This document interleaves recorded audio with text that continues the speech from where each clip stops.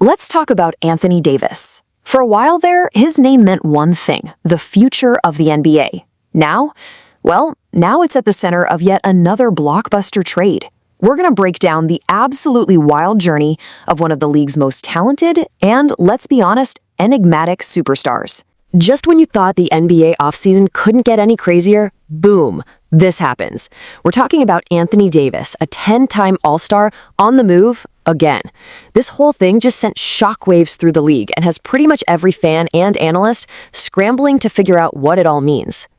Okay, so just look at the pieces in this deal. It's a monster. Washington, they get their big name in AD, probably hoping to sell some tickets and maybe build something around him. But Dallas, oh man, this is a full-on fire sale. They're not just trading Davis, they're trading away their present for a shot at the future. I mean, all those draft picks tell you everything you need to know. The Mavericks are hitting the big red reset button. They're blowing it all up. Which, brings us to the big question, right? How does this even happen? How does a player with a first-ballot Hall of Fame resume end up on his fourth team, and a rebuilding one at that? To really get that, we've got to rewind the clock, way back.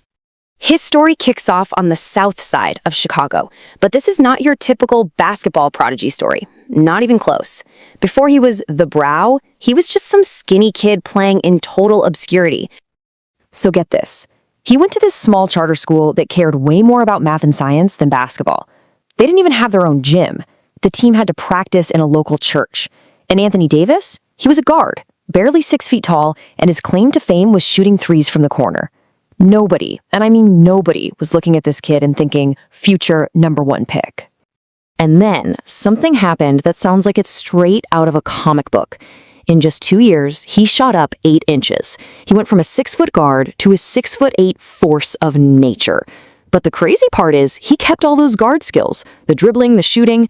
All of a sudden, he was this basketball unicorn, and literally every college in the country was knocking on his door.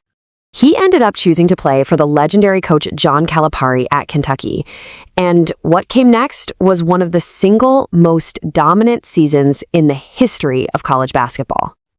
In his one and only season as a Wildcat, he was just completely unstoppable.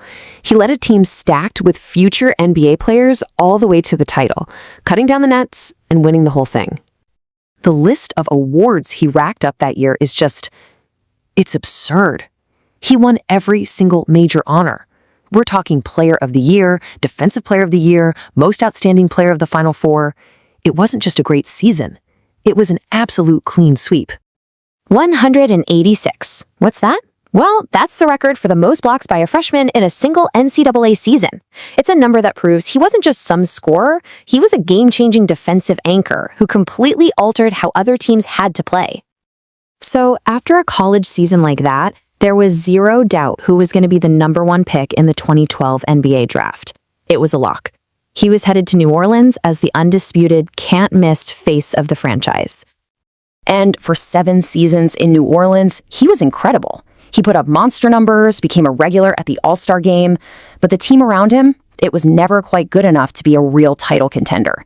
He was basically a superstar on an island, and by 2019, he'd had enough. He wanted to win a championship, and he formally demanded a trade to make it happen. He got his wish, landing with the historic Los Angeles Lakers to team up with LeBron James. It was a move that would deliver that championship he was chasing, but it also kicked off a much more turbulent chapter of his career. And there it is. In his very first year in the purple and gold, he reached the mountaintop. Alongside LeBron, he just dominated in the bubble playoffs and won the 2020 NBA championship. This was it. This was the ultimate validation for forcing his way out of New Orleans. But that celebration didn't last long. The years that followed were just plagued by injuries. One thing after another. He just couldn't stay on the court.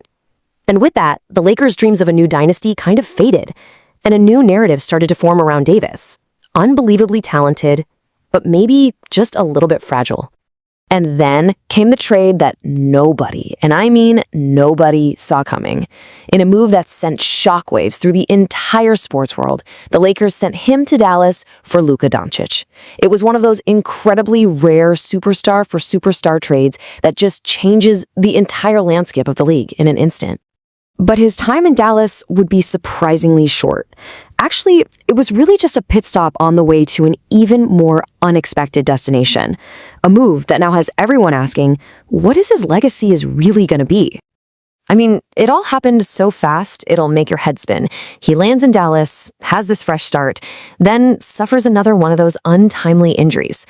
And before he can even really get settled, he's traded again, this time to the Washington Wizards.